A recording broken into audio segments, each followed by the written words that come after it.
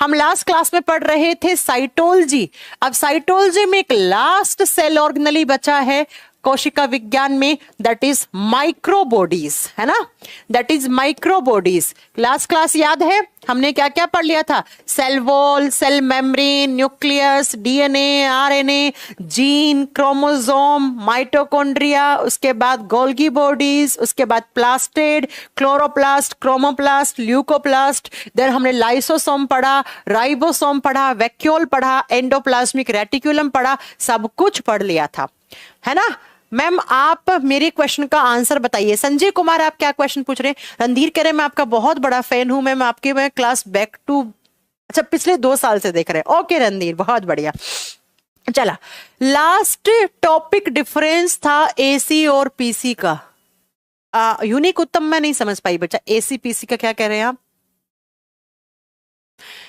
ठीक है, आकाश कह रहे हैं सूत्र विभाजन के चरण का नाम बताइए जिसके दौरान विभाजित के गुणसूत्र मध्य रेखा पे होते हैं। आ जाएगा आकाश, थोड़ा सा पेशेंस रखो, समझ में आएगा मध्य रेखा में कौन सी स्टेज में होता है, ये सारा समझ में आएगा, डोंट वरी।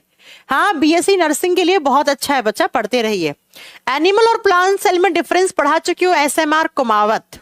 चलो आ जाएगा आकाश। सेल डिवीजन पढ़ाया कहाँ है अभी आपको? अभी पढ़ाया कहाँ है बच्चा?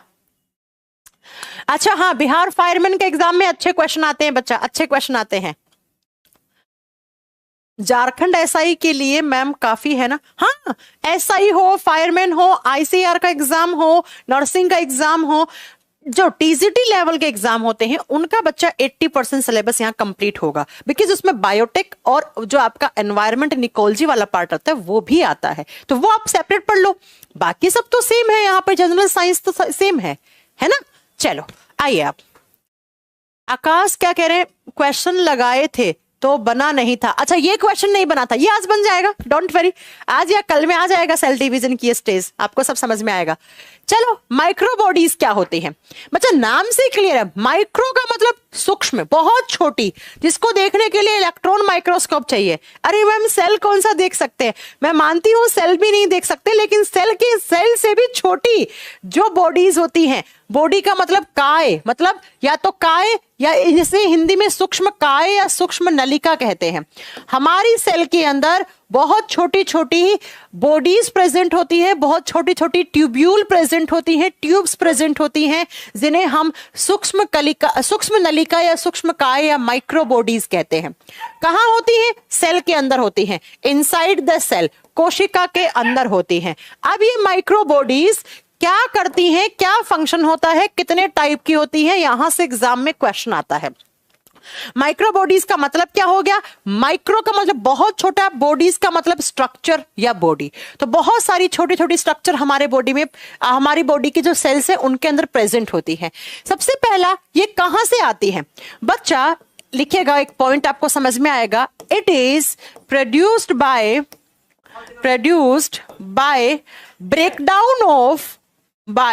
breakdown of Golgi bodies and endoplasmic reticulum। क्या समझ में आया? जब हमारी सेल के अंदर गोल्जी काय है, आपको लास्ट क्लास में फोटो दिखाया था, गोल्जी काय या क्या है, एंडोप्लाज्मिक रेटिकुलम है, उसका कोई किनारा टूट के गिर गया। इस तरीके से एंडोप्लाज्मिक रेटिकुलम थी, तो इसका मान लो इतना सा किनारा है, ये टूट के गिर गया। तो जब ये नीचे टूट के गिरेगा तो इस तरीके का आपको ट्यूब जैसा स्ट्रक्चर मिलेगा, इस तरीके को आपको एक छोटी सी बॉडी प्रेजेंट होगी आपकी सेल के अंदर। तो उसी को क्या कहेंगे? माइक्रोबॉडीज या माइक्रोट्यूब्यूल कहेंगे। गोल्जी काय और ईआर के टूटने से बनती हैं ये स्ट्रक्चर। टूटने से हमारी सेल के अंदर कुछ माइक्रोट्यूब्यूल प्रेजेंट होती हैं, उन्हीं को कहते हैं माइक्रोबॉडीज।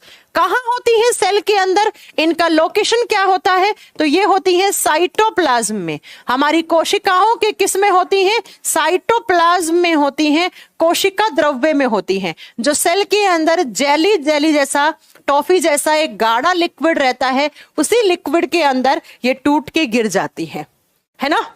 कहां पे होती है? हमारी सेल के अंदर, ये जो साइटोप्लाज्म है उसके अंदर मिलती हैं ये। जब बात करते हैं नेक्स्ट, जो ये माइक्रोबॉडीज हैं ये सिर्फ और सिर्फ यूकैरियोटिक स्ट्रक्चर में प्रेजेंट होती हैं। It is present in only eukaryotic cells. ये सिर्फ और सिर्फ कौन से प्रकार की कोशिकाओं में पाई जाती हैं?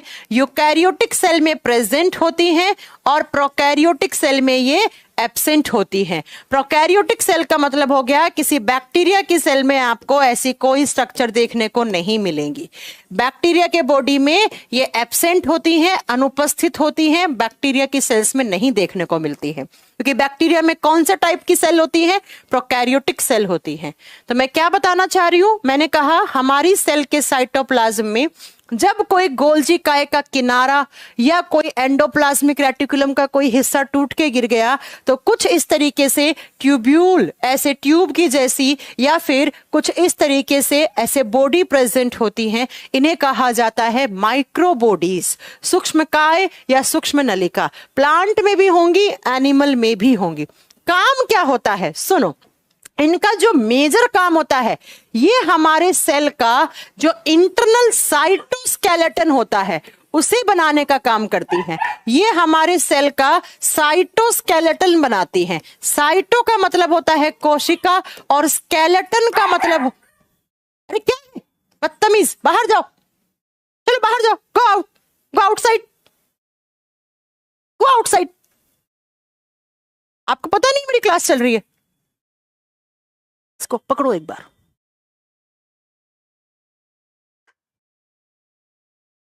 ये क्या काम करती हैं वो सुनो बच्चा। साइटो का मतलब होता है सेल और स्केलेटन का मतलब क्या होता है? स्केलेटन का मतलब होता है ढांचा। जैसे बच्चा देखो, हमारे शरीर का ढांचा है, हमारे शरीर का ढांचा, हमारे बॉडी का जो फ्रेमवर्क है वो कौन बना रहा है? हमारी हड्डी, हमारी मांसपेशियां ये बना रही हैं।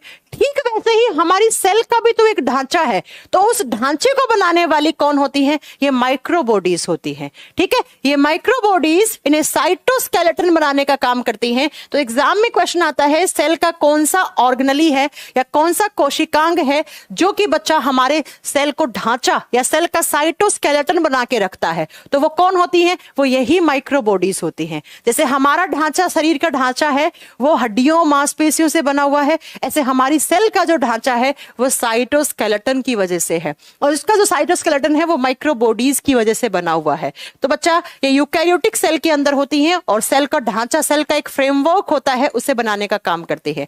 साइज बहुत छोटा होता है बच्चा, माइक्रोमीटर 0.32। अगर इनका साइज लिखना है तो लिख लीजिए, हालांकि साइज वगैरह से क्वेश्चन नहीं आते हैं। 0.32, 0.3 से लेकर जो 1.3 माइक्रोमीटर के डिसऑर्डर की होती है, बहुत छोटी होती है। अब जो मेन क्वेश्चन बनता है वो बनता है इनके टाइप से। इनके टाइप कितने होते हैं? तो there are 3 types of microbodies. जो सूक्ष्म काय होती हैं जिनको हम 3 भागों में बांटते हैं। सूक्ष्म काय 3 प्रकार की होती हैं या 3 भागों में बांटते हैं। यहां से एग्जाम में क्वेश्चन बहुत बार पूछा जाता है। 1 नंबर पे आता है स्फेरोजोम, ध्यान से सुनिएगा। नंबर 1 पे आता है स्फेरोजोम्स, हिंदी में स्फेरोजोम लिखा जाएगा, स्फेरोसोम्स लिखा जाएगा। 2 नंबर पे आती है, उन्हें बोलते हैं ग्लाइक्सोजोम्स, ग्लाइक्सोजोम्स, स्फेरोजोम्स।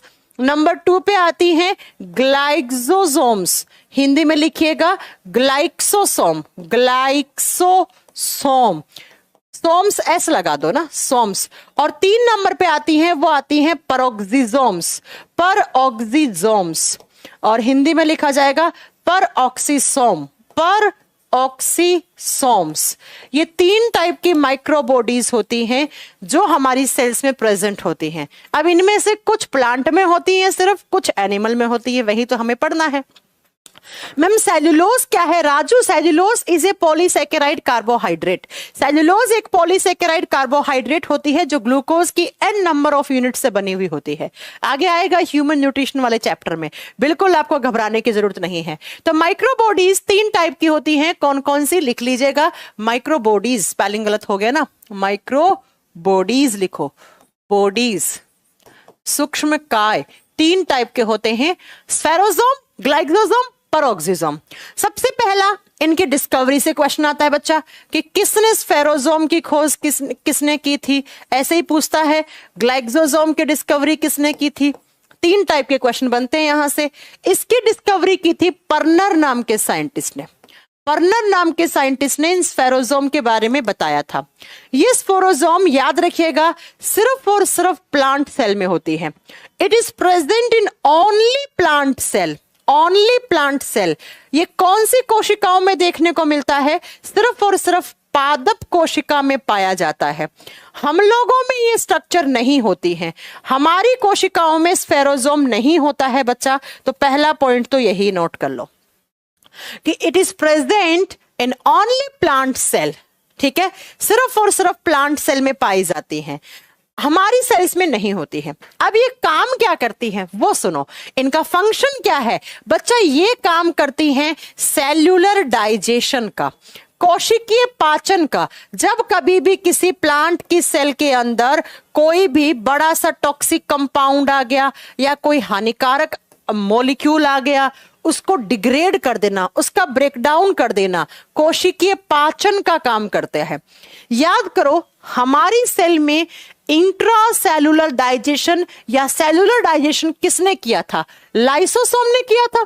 मैंने बताया था ना, लाइसोसोम एक बैग है जिस बैग के अंदर हाइड्रोलाइटिक एंजाइम है, और ये एंजाइम क्या करते हैं, जब भी हमारी सेल के अंदर कोई बड़ा सा न्यूट्रिएंट आ जाता है उसका ब्रेकडाउन करते हैं, या कोई हार्मफुल टॉक्सिक कंपाउंड आ गया उसको तोड़ देंगे ताकि वो हमारी कोशिका को नुकसान ना पहुंचाए। ये एक बैग है जिसके अंदर हम डस्टबिन की तरह हम इसे हमारी सेल्स यूज में लेती हैं, कुछ भी खराब चीज आई उस डस्टबिन के अंदर डाल देते हैं। और मैंने पढ़ाया था lysosomes are rare in plant cell, लेकिन हमारी सेल में हमेशा है।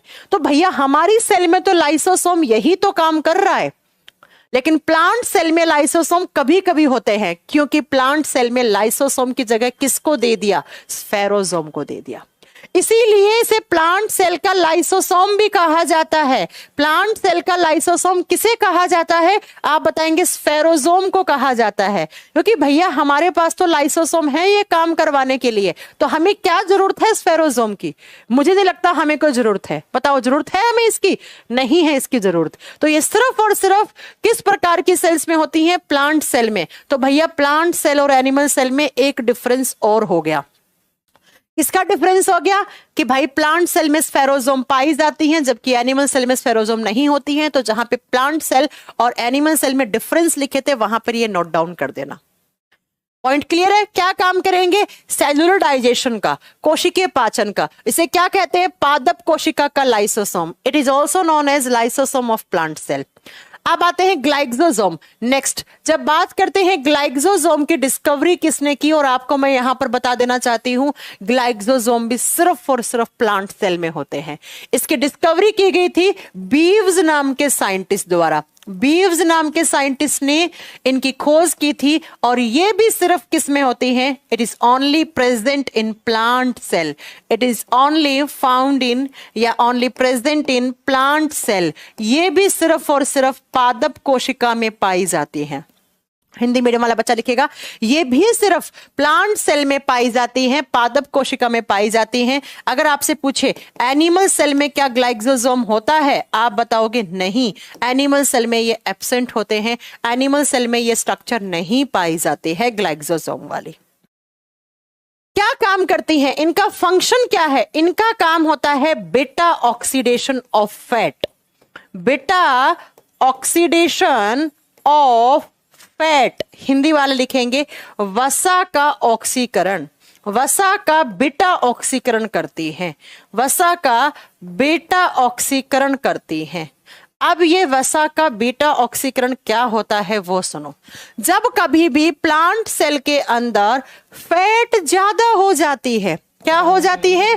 फैट ज्यादा हो जाती है।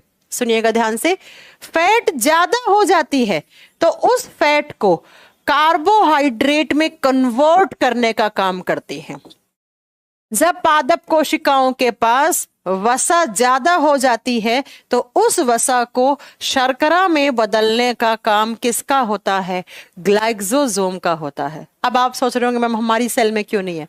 भैया हमारी सेल में यह काम करवाने के लिए हमारे भगवान ने हार्मोन दिए, हमें हार्मोन दिया भगवान ने ये काम करवाने के लिए, तो हमें कोई ग्लाइक्सोसोम की जरूरत नहीं है। ये क्यों नहीं है? हमें भगवान ने लाइसोसोम दिए हैं, है ना? समझ रहे हैं मेरी बात? तो स्फेरोसोम वो माइक्रोबॉडीज हैं जो प्लांट सेल में बनती हैं एंडोप्लाज्मिक रेटिकुलम या गोल्गी बॉडीज के टूटने से। और क्या काम करती हैं? जो हमारे लाइसोसोम काम करते हैं। क्या काम? कोशिकीय पाचन, इंट्रा सेलुलर डाइजेशन या सेलुलर डाइजेशन। दूसरा ग्लाइकोसोम, ये भी प्लांट सेल में पाई जाती हैं, जंतु कोशिकाओं में नहीं होती हैं, एनिमल सेल में एब्सेंट होती हैं। और क्या काम करती हैं? Beta oxidation of fat, beta ऑक्सीकरण करती हैं वसा का। बीटा ऑक्सीकरण का मतलब क्या है? जब कभी भी प्लांट के अंदर फैट ज्यादा हो जाती है तो उस ज्यादा फैट को शर्करा में बदलने का काम। और इस शर्करा से फिर प्लांट क्या लेते हैं? एनर्जी लेते हैं, ऊर्जा लेते हैं। तो भैया हमारे बॉडी में क्यों नहीं है? क्योंकि हमारे पास ये एक रिएक्शन करवाने के लिए हमारे पास हार्मोन नाम की चीज है। हार्मोन प्लांट में भी होते हैं, लेकिन प्लांट में ये वाला हार्मोन नहीं होता, ये केमिकल रिएक्शन करवाने वाला हार्मोन नहीं होता। ठीक है, अब बात करते हैं तीसरा माइक्रोबॉडी होता है बच्चा प्रोक्सिजोम। 3 नंबर पे कौन सा आता है? परऑक्सिजोम। तो इसे थोड़ा सा यहां लिख लो, ये दो तो आपको याद हो गए, स्फेरोसोम, ग्लाइकोसोम, परऑक्सिजोम, यहां लिख लो। इसके फंक्शन और इसके बारे में जब बात करते हैं तो सबसे पहले इसकी डिस्कवरी किसने की? प्रोक्सिजोम की खोज की थी रोडिन नाम के साइंटिस्ट ने। RHODIN, रोडिन नाम के साइंटिस्ट ने बताया था। और बच्चा ये जो प्रोक्सिजोम है ये दोनों टाइप की सेल में होती हैं। It is present in both plant cell and as well as animal cell. ये पादप कोशिका और जंतु कोशिका दोनों में पाई जाती हैं। तो नोट डाउन करो, ये पादप कोशिका और जंतु कोशिका दोनों में पाई जाती हैं। जबकि ये दोनों पहले किस में थी? प्लांट सेल में थी ओनली। पादप और जंतु कोशिका दोनों में उपस्थित होती हैं, दोनों में पाई जाती हैं। काम क्या होता है? फंक्शन, इनका जो फंक्शन होता है वो दोनों टाइप की सेल के लिए जरूरी होता है। तो लिखिएगा, it converts protein to amino acids. It converts protein into amino acids, into amino acids. ये प्रोटीन को अमीनो अम्ल में बदलने का काम करती हैं। हिंदी मीडियम वाला बच्चा लिखेगा, ये प्रोटीन को किसमें? अमीनो अम्ल में बदलने का काम करती हैं। या कोई बड़ा अमीनो अम्ल है उसको सिंपल अमीनो अम्ल में कन्वर्ट करने का काम करती हैं। 2 फंक्शन हैं। आप जानते हैं प्रोटीन की सबसे छोटी इकाई अमीनो एसिड होती है। अगर नहीं जानते हैं तो आज से जानना शुरू कर दीजिए कि प्रोटीन जिन छोटी छोटी इकाइयों से मिलकर बना हुआ होता है उसे क्या कहते हैं? आप कहेंगे आप बताएंगे, आप क्या बताएंगे बच्चा? सबके लगाने 5 बजे गौतम सर। आप बताएंगे कि जो बहुत सारे अमीनो एसिड होते हैं जब वो जुड़ते हैं तो बड़ा सा मॉलिक्यूल प्रोटीन बनता है। या मैं यूं कहूं, देखो, एक अमीनो एसिड, दूसरा अमीनो एसिड, तीसरा अमीनो एसिड, चौथा, बहुत सारे अमीनो एसिड जुड़े तो एक बड़ा सा मॉलिक्यूल प्रोटीन बना। या मैं यूं कहूं, इस बड़े से मॉलिक्यूल को तोड़ूंगी तो क्या मिलेगा? अमीनो एसिड मिलेगा। मिलेगा कि नहीं मिलेगा? मिलेगा ना। तो ठीक वैसे ही जैसे हम छोटी छोटी बूंदी होते हैं तो बूंदियों को ऐसे जोड़ के एक लड्डू बनाते हैं। लड्डू को तोड़ा तो बूंदी बिखर गई। तो बच्चा मैं ये कहना चाह रही हूँ कि बहुत छोटी छोटी जो इकाइयां होती हैं अमीनो एसिड की, उसी से प्रोटीन बनता है। तो अगर आपको इस प्रोटीन को वापस किस में तोड़ना है? अमीनो एसिड में तोड़ना है। तो किसकी हेल्प से तोड़वाओगे? प्रोक्सिजोम को। तो इसका काम क्या है? It converts protein into amino acid. ये प्रोटीन को अमीनो अम्ल में बदल देता है। या दूसरा काम लिखो, कोई लार्जर अमीनो एसिड है, कोई बड़ा अमीनो एसिड है और उस अमीनो एसिड को सिंपलर फॉर्म में लाना है, सिंपल बनाना है ना। तो कोई कॉम्प्लेक्स जटिल अमीनो अम्ल है उसको सिंपलर अमीनो एसिड में लाना है, तो उसे बच्चा काम कौन करेगा? ये काम आपका प्रोक्सिजोम का होता है। तो आप क्या लिखोगे? ये बड़े प्रोटीन को छोटे अमीनो एसिड की इकाइयों में बदलने का काम करता है। दूसरा, ये बड़े अमीनो एसिड को छोटे अमीनो मतलब सरल अमीनो अम्ल में बदलने का काम करता है। जैसे आप पढ़ोगे आगे, आपको मैं पढ़ाऊंगी सिंपलेस्ट अमीनो एसिड कौन सा होता है। यह आया था एसएससी जीडी के एग्जाम में इसी साल कि सिंपलेस्ट अमीनो एसिड कौन सा होता है। सबसे सरल अमीनो अम्ल ग्लाइसिन ऑप्शन था, वो सही करके आना था आपको। ग्लाइसिन सबसे छोटा, मिथियोनिन, ग्लाइसिन, ये सब होते हैं बच्चा सबसे छोटे अमीनो एसिड। आपको आगे पढ़ाऊंगी मैं। आपको आगे मैं पढ़ाऊंगी। तो ये 3 टाइप की माइक्रोबॉडीज होती हैं, हमारी सेल्स के अंदर प्रेजेंट होती हैं। एंडोप्लाज्मिक रेटिकुलम गोल्गी बॉडीज के टूटने से मिलती हैं। एक तो साइटोस्केलेटन बना देती हैं, हमारे कोशिका का ढांचा है उसको मेंटेन करने का काम करती हैं। दूसरा बच्चा, इनका अलग अलग फंक्शन है, इन फंक्शन के आधार पर इनको बांट दिया है। सबसे पहला 1 नंबर पे स्फेरोसोम और ग्लाइक्सोसोम, ये दोनों सिर्फ और सिर्फ प्लांट सेल में प्रेजेंट होती हैं। काम क्या होता है, बोर्ड पे लिखा हुआ है। ये वाली दोनों में होती हैं प्रोक्सिसोम। काम क्या होता है, तो बच्चा सिंपलेस्ट अमीनो एसिड में कन्वर्ट करना, किसको, एक बड़े प्रोटीन को या एक बड़े अमीनो एसिड को। तो ये आपकी माइक्रोबॉडीज हैं। और इसी के साथ हमारा जो सेल ऑर्गेनेली वाला चैप्टर था वो यहाँ पे कंप्लीट होता है बच्चा। इसी के साथ ये सब आपको मैं पढ़ा चुकी हूँ। आपको सेल ऑर्गेनेलीज आपको बहुत अच्छे से, मैं आपको इमेज दिखाती हूँ, आप बताते जाना ये किस किस का इमेज है। पढ़ा है ना, mitochondria power house, ribosome protein factory, endoplasmic reticulum RER SER, next lysosome suicidal bag, atom bomb, है ना। अगला ये प्लास्टिड पढ़ाया था, क्लोरोप्लास्ट सिर्फ प्लांट सेल में है, क्लोरोप्लास्ट। थैलेकोइड बताया था यहाँ पे। ये वैक्यूल पढ़ाया था, प्लांट सेल में बड़ा होता है, एनिमल सेल में छोटा होता है। क्रोमोसोम पढ़ाया था ना कि DNA की ऐसे पैकेजिंग होती है हिस्टोन प्रोटीन के साथ। तो बच्चा इस तरीके के क्रोमोसोम बनते हैं। और ये क्रोमोसोम कितने होते हैं, तो आप बताएंगे बच्चा क्रोमोसोम 23 जोड़ी होते हैं हमारे बॉडी में, 2 टाइप के होते हैं। और DNA के इतने से सेगमेंट को हम जीन बोलते हैं। ये बेस पेयर किसके थे, नाइट्रोजीनियस बेस पेयर। DNA में ATCG, RNA में AUCG, ये सब कुछ पढ़ा चुकी हूं आपको, ये सब कुछ पढ़ा चुकी हूं आपको। अब बताओ आप व्हाइट बोर्ड यूज करूं, ब्लैक बोर्ड थोड़ा सा अच्छा लगता है बच्चा। और ये भी बताया था ना, याद करो, DNA से RNA बनना पढ़ाया था ना, ट्रांसक्रिप्शन कहलाता है। उल्टा करो, रिवर्स ट्रांसक्रिप्शन, ये चीज बताई थी मैंने आपको।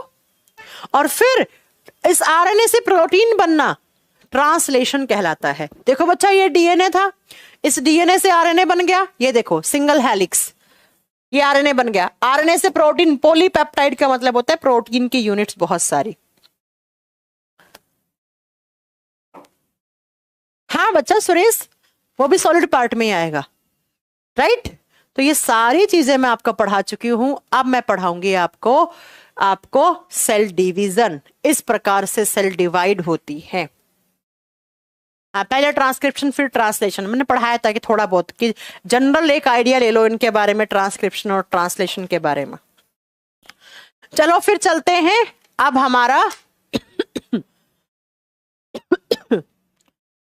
क्लियर नहीं दिखता है आपको ब्लैक बोर्ड पे, व्हाइट बोर्ड रखूं। व्हाइट बोर्ड थोड़ा सा मुझे पढ़ाने में, चलो आप कहते हो तो मैं कर लेती हूँ, लेकिन मुझे थोड़ा सा व्हाइट बोर्ड पे पढ़ाना ऑकवर्ड सा लगता है। लेकिन आप कहते हो तो भैया पढ़ाना तो पड़ेगा। अब आप लोगों की चलेगी। व्हाइट बोर्ड पे ना मेरे पास कलर ऑप्शन बहुत कम होते हैं बच्चा, इसलिए मैं व्हाइट बोर्ड नहीं रखती हूँ। अब अगर आप कहते हो तो फिर भाई कर लेते हैं व्हाइट बोर्ड। कैसा व्हाइट रखें, रुको, चलो ये कर लें फिर व्हाइट बोर्ड। चलो भाई, चलो फिर आप दोगे हेडिंग आप सेल डिवीजन। किस तरीके से, बहुत सालों बाद व्हाइट बोर्ड पे पढ़ा रही हूँ, सालों बाद तो नहीं, मतलब महीने हो गए हैं, थोड़ा सा अजीब लग रहा है पढ़ाने में। सेल डिवीजन, कोशिका विभाजन, है ना, किस तरीके से एक सेल डिवाइड होती है, लिखिएगा हिंदी में कोशिका विभाजन। आपको मैंने फर्स्ट क्लास में ही साइटोलॉजी के बताया था कि एक सेल से ही अनेकों सेल बनती हैं, पढ़ाया था ना। अब देखो मेरे पास कलर चॉइस नहीं है, बहुत सोच समझ के कलर चूज करने पड़ेंगे। देखो मैंने आपको पढ़ाया था कि सबसे पहले सेल बनती है, एक सेल से अनेकों सेल बनती हैं। इस तरीके से अनेकों सेल को क्या बोलते हैं, टिश्यू से फिर क्या बनते हैं, ऑर्गन्स बनते हैं, अंग बनते हैं, ऑर्गन से ऑर्गन सिस्टम बनता है, अंग तंत्र बनता है, और अंग तंत्र से एक लिविंग बॉडी बनता है। बताओ ये चीज पढ़ाई थी या नहीं पढ़ाई थी? यस मैम, बिल्कुल आपने पढ़ाई थी, राइट, पढ़ाई थी ना। तो बच्चा ये बताओ, अगर ये सेल डिवाइड नहीं होती तो क्या टिश्यू बनता बनते, क्या उत्तक बनते, और उत्तक नहीं बनते तो क्या ऑर्गन बनते, ऑर्गन नहीं बनते तो क्या ऑर्गन सिस्टम बनता, तो क्या लिविंग बॉडी बनता, नहीं बनता, नहीं बनता। अब चेंज करना पड़ेगा, दिखेगा नहीं इस पे। इसीलिए बच्चा मैं व्हाइट बोर्ड नहीं रखती हूँ, कुछ नहीं दिखता व्हाइट बोर्ड पे, इसीलिए मैं ब्लैक बोर्ड कर देती हूँ, है ना। थोड़ा सा ब्राइटनेस का इश्यू आ जाता है, थोड़ा मैं कैमरे की सेटिंग चेंज करवा लूँ, 1-2 दिन रुकिएगा, उसके बाद मैं आपका व्हाइट बोर्ड कर लूंगी ना, जिस बच्चे को प्रॉब्लम हो रही है। कभी कभी किसी बच्चे को मे भी कलर ब्लाइंडनेस हो सकता है, बच्चा उसे ना दिखे, है ना। Colour blindness is a genetic disorder. अभी ब्लैक पे पढ़ लो, 1-2 दिन में कैमरे की सेटिंग चेंज करवा के फिर व्हाइट पे करवा दूंगी, डोंट वरी ना। चलो सुनिए, क्या होता है, एक सेल से अनेकों सेल बने, तो अगर सेल नहीं बनता तो क्या टिश्यू बनता, टिश्यू नहीं बनता तो क्या बच्चा ऑर्गन्स बनते, नहीं बनते। तो ये बताओ कि ये सेल अपने आप को डिवाइड करके ये अनेकों सेल बना रही हैं, तो जिस प्रोसेस के थ्रू सेल डिवाइड होता है उसी प्रोसेस को सेल डिवीजन, उसी को क्या कहा जाता है, कोशिका विभाजन कहा जाता है।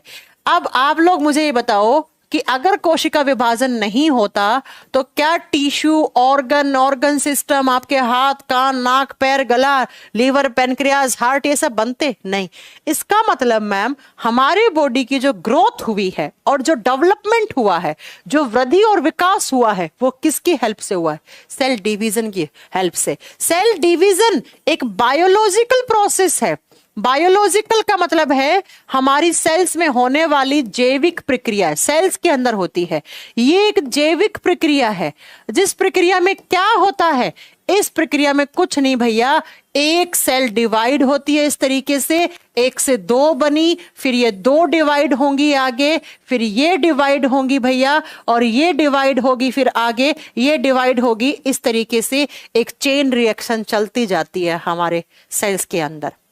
जिस प्रोसेस के थ्रू डिवाइड हो रही है उसी प्रोसेस को सेल डिवीजन, उसी को कोशिका विभाजन कहा जाता है।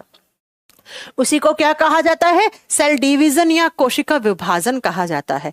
क्यों जरूरी है, अगर कोशिका विभाजन नहीं होता तो भैया ना टिश्यू बनते, ना ऑर्गन सिस्टम, ना लिविंग बॉडी।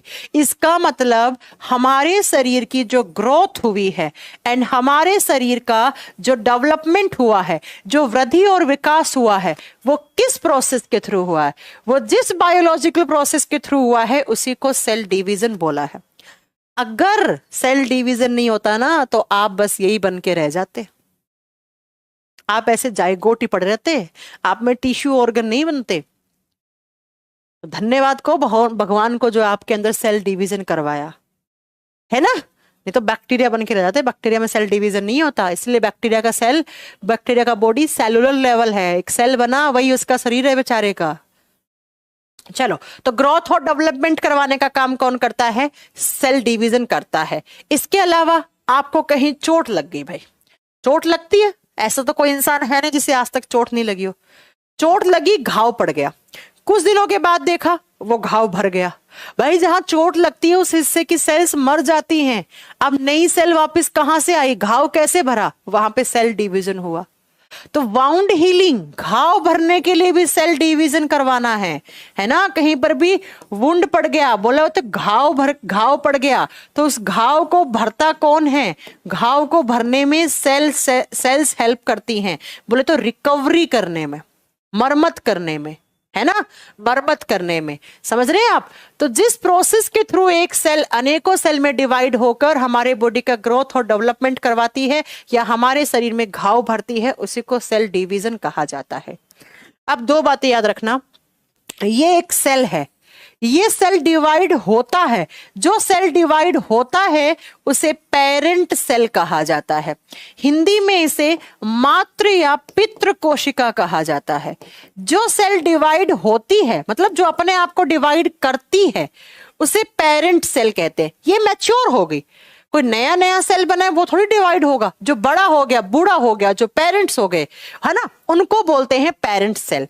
और जो डिवाइड होकर नई बनती हैं, ऐसे इस सेल से ये 2 नई बनी हैं, इसे कहेंगे बच्चा डॉटर सेल। इसे क्या बोलेंगे, डॉटर सेल, डॉटर सेल्स, पुत्री कोशिका। अब कुछ कहेंगे मैम पुत्र कोशिका क्यों नहीं बोल सकते, भाई वो तो मैं क्या बताऊं, अब क्यों नहीं बोल सकते, है ना, उसमें मैं कुछ नहीं कर सकती। तो मैंने कहा जो सेल अपने आप को डिवाइड करती है, मतलब ये पुरानी होगी, ये ओल्ड होगी, पुरानी कोशिका होगी, उसे पेरेंट सेल बोलते हैं। और जो डिवाइड करके बनती है नहीं, उन्हें क्या बोलते हैं, डॉटर सेल या पुत्री कोशिका। तो ये क्या है, डॉटर सेल्स क्या है, न्यू सेल्स हैं। तो ओल्ड सेल से ही नई सेल्स बनती हैं। यही तो मैंने सेल थ्योरी में एक पॉइंट बताया था आपको, क्या कहा था, ओमनी सेलुला ए सेलुला, प्री एग्जिस्टिंग सेल से ही नई सेल बनती हैं, यही तो कहा था मैंने, है ना। नहीं बच्चा आज से ही पढ़ लो पवन, कोई बात नहीं है, बस आज और एक क्लास के बाद ये चैप्टर फिनिश हो जाएगा बच्चा। तो पेरेंट सेल से ही डॉटर सेल बनती है, और जिस प्रोसेस के थ्रू बनती है उसे सेल डिवीजन, उसे कोशिका विभाजन कहा जाता है। अब बात आती है कि ये सेल डिवीजन कितने टाइप का होता है, सेल डिवीजन होता कितने टाइप का है। तो सेल डिवीजन 3 टाइप का होता है, लिखिएगा, कोशिका विभाजन 3 प्रकार का होता है। कौन कौन से प्रकार हैं, नाम लिखो। सबसे पहला आता है एमाइटोसिस, नंबर 1 पे आता है एमाइटोसिस, हिंदी में बोलते हैं असूत्री विभाजन। हिंदी से बहुत आपका कॉन्सेप्ट क्लियर होगा अब। दूसरा होता है माइटोसिस, जिसे बोलते हैं समसूत्री विभाजन, समसूत्री विभाजन, आगे लिख लो विभाजन। और 3 नंबर पे आता है मियोसिस, MEIO, मियोसिस, हिंदी में बोलते हैं अर्धसूत्री विभाजन, अर्धसूत्री विभाजन। 3 टाइप का सेल डिवीजन होता है, एमाइटोसिस, माइटोसिस, मियोसिस। असूत्री विभाजन, समसूत्री विभाजन, अर्धसूत्री विभाजन। अब एमाइटोसिस क्या होता है वो सुनो, नाम हिंदी के नाम से सुनो, एमाइटोसिस हिंदी के नाम से सुनो, असूत्री विभाजन। भाई एक बात बताओ बच्चों लोगों, बच्चा पार्टी एक बात बताओ, ये एक सेल है, ये सेल का न्यूक्लियस है, न्यूक्लियस में क्या होते हैं, क्रोमोसोम होते हैं, गुणसूत्र होते हैं, पढ़ा चुकी हूं ना, गुणसूत्र होते हैं ना। अब ये बताओ अगर मैं इस सेल को डिवाइड करूंगी इस तरीके से, तो सेल का न्यूक्लियस डिवाइड होगा, भाई सेल का न्यूक्लियस तो डिवाइड होगा, क्रोमोसोम का भी डिवीजन होगा, बिल्कुल होगा। भाई जब कोई सेल डिवाइड करती है तो उसका न्यूक्लियस भी डिवाइड होता है और उसके क्रोमोसोम भी डिवाइड होते हैं। क्रोमोसोम को हिंदी में गुणसूत्र बोलते हैं, गुणसूत्र बोलते हैं। अब नाम से क्लियर है, असूत्री विभाजन, वो विभाजन जिसमें कोई क्रोमोसोम का डिवीजन ही नहीं हुआ। कोई चीज ऐसी थी जब उसने जन्म लिया तब भी ऐसी थी और मरी तब भी ऐसी थी, उसके अंदर ना टिश्यू बने, ना ऑर्गन बना, ना ऑर्गन सिस्टम बना, कुछ नहीं बना, ऐसे ही एक सेल पड़ा रह गया। इस सेल ने आगे डिवाइड ही नहीं किया, ना इसके क्रोमोसोम में डिवीजन हुआ, ना ही उसके न्यूक्लियस में डिवीजन हुआ। तो इस टाइप के डिवीजन को एमाइटोसिस डिवीजन कहते हैं। एमाइटोसिस डिवीजन वो होता है जहां पर नो सेल डिवीजन, कोई भी किसी भी प्रकार का कोशिका विभाजन नहीं होता, किसी भी सेल ने डिवाइड ही नहीं किया। इस तरीके से एक सेल पड़ा है और इसका बॉडी सेलुलर लेवल पे है। सेलुलर लेवल का मतलब है कोशिकीय स्तर पे है। भाई सेल बना और सेल ही पड़ा है बेचारे का, जब जन्म लिया तब भी सेल था, जब मरा तब भी बेचारा सेल में ही मर गया। उसमें ना उत्तक बने, ना अंग बने, ना अंग तंत्र बना, कोई बॉडी है ही नहीं। ये सेल है, इसको बॉडी बोल लो इसका, है ना। तो इसमें ना ही तो कोशिका विभाजन हुआ और दूसरा लिख दो नो क्रोमोसोमल डिवीजन। भाई जब सेल ने डिवाइड नहीं किया तो क्रोमोसोम कहां से डिवाइड हो जाएंगे, तो नो क्रोमोसोमल डिवीजन। ना ही गुणसूत्रों का विभाजन हुआ, ना ही गुणसूत्रों का विभाजन हुआ, गुणसूत्रों का विभाजन। तो ऐसा सेल डिवीजन जिसमें ना कोई कोशिका विभाजित हुई, ना कोई क्रोमोसोम का विभाजन हुआ, है ना, उसको बोलते हैं असूत्री विभाजन। और बच्चा ये किस में देखा जाता है, ये बैक्टीरिया में देखा जाता है, ये जीवाणुओं में देखा जाता है। किस में देखा जाता है, बैक्टीरिया में। इसका मतलब मैम बैक्टीरिया जब बना होगा तब भी ऐसा दिखता नहीं है, मैं बोल रही हूं, मान लो ऐसा दिखा बैक्टीरिया, जब मरा तब भी कैसा, ऐसा। लेकिन ये बताओ कि तुम्हारा जब जन्म हुआ था तो तुम ऐसे थे जैसे आज हो? अरे इतने से थे, इतने से हाथ थे, इतने से पांव थे, इतने छोटे छोटे, आज देखो इतना बड़ा हाथ हो गया, इतना बड़ा पांव हो गया, इतने बड़े आपकी हाइट होगी। कोडिंग करनी है क्या आपको? तो हमारा जब जन्म हुआ था तब तो हम ऐसे नहीं थे भैया।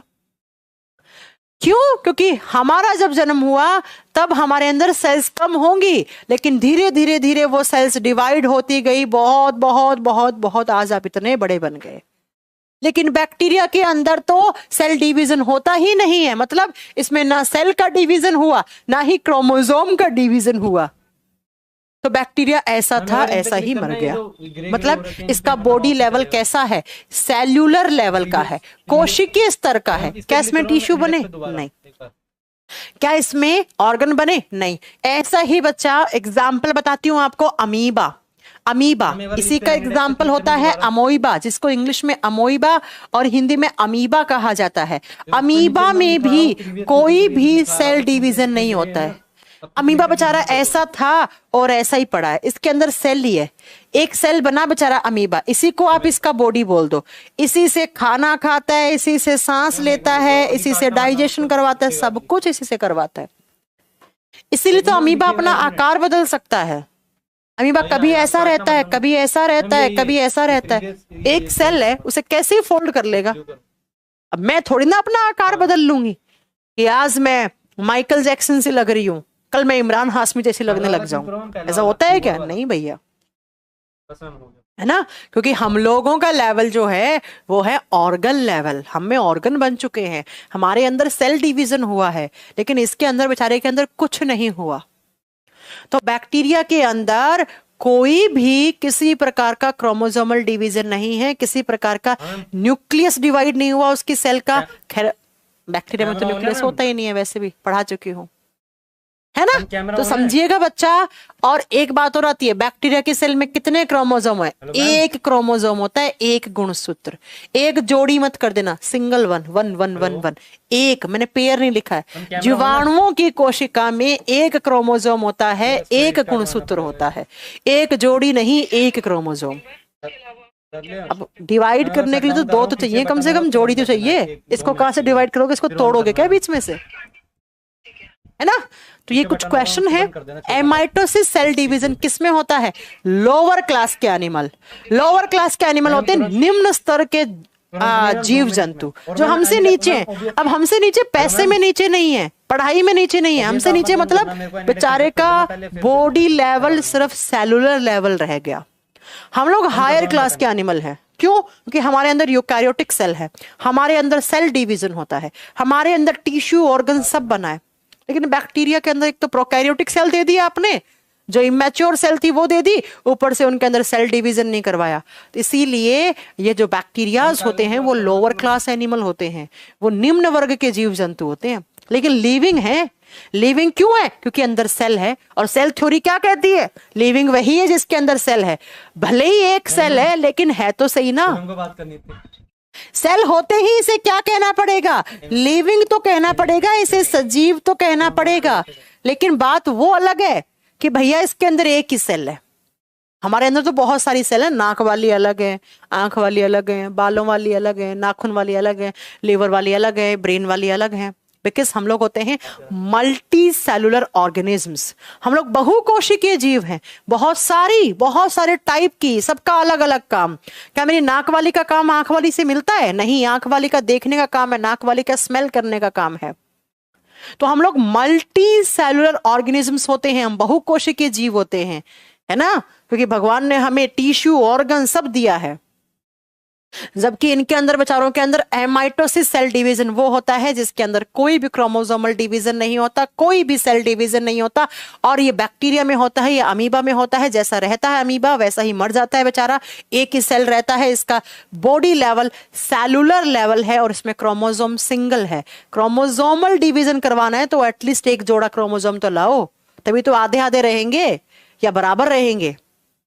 अब तुम्हारे पास तो एक है, तुम कहां से करवाओगे? तो ये किस में होता है? ये लोअर क्लास एनिमल्स में होता है। ये एमाइटोसिस सेल डिवीजन बोले तो एसूत्री विभाजन। एसूत्री विभाजन किस में होता है? लोअर क्लास एनिमल्स में होता है। पॉइंट मेरा क्लियर हुआ या नहीं? अब बात करते हैं बाकी के दो, माइटोसिस और मियोसिस। ये होते हैं हम लोगों में और प्लांट्स में। ये हायर क्लास के एनिमल्स में होते हैं, वो ये दो टाइप के होते हैं। तो अक्सर कुछ बुक्स वाले तो माइटोसिस लिखते ही नहीं है, तो मैंने बता दिया आपको कि ऐसा कुछ होता है ना। तो हमारी बॉडी में या तो ये होगा या ये, हमारे बॉडी में दोनों ही होते हैं, बिकॉज दो अलग अलग टाइप की सेल्स होती है, सोमेटिक सेल्स, एक गैमेट सेल्स होती है। तो ये हायर क्लास के एनिमल्स में अगर पूछ ले कौन से टाइप का सेल डिवीजन होता है, तो बताओ किसी भाई बंधु को दिक्कत होगी बताने में? उच्च वर्ग के जीव जंतुओं में आप बताएंगे माइटोसिस और मियोसिस होता है। हिंदी का नाम पढ़ो, समसूत्री समान गुणसूत्र, अर्धसूत्री आधे गुणसूत्र हो जाते हैं। इस सेल डिवीजन में जो सेल बनेंगी उसमें क्रोमोसोम का नंबर बराबर यहां आधा रहता है। तो ये समसूत्री और अर्धसूत्री या माइटोसिस और मियोसिस हमारी सेल्स में होता है, बोले तो ह्यूमन सेल्स में या प्लांट सेल्स में ये होते हैं, हायर क्लास के एनिमल्स में होते हैं। बैक्टीरिया हमसे नीचे हैं इसलिए नीचे हैं। अब ये पढ़ेंगे हम कल की क्लास में। आज के लिए इतना बहुत है बच्चा, बस आज थोड़ा मैं आपको 10 मिनट पहले छोड़ रही हूँ, बिकॉज इसको कल से पढ़ेंगे, अभी पढ़ाऊंगी तो कंप्लीट होगा नहीं, और बीच में छोड़ देंगे तो मजा नहीं आएगा, है ना। मजा इन द सेंस आप बोलोगे मैम पढ़ाई में कैसा मजा? पढ़ाई में मजा, जीवन में जो काम करो उसको बड़े इंटरेस्ट के साथ करो, हमेशा जो भी काम करो। मैम आरबीसी और डब्ल्यूबीसी की संख्या कितनी होती है कोशिका? बच्चा ये ब्लड वाले चैप्टर में करवाएंगे। आरबीसी होती है मिलियंस में, डब्ल्यूबीसी होती है हजारों में। ठीक है सुरेंद्र?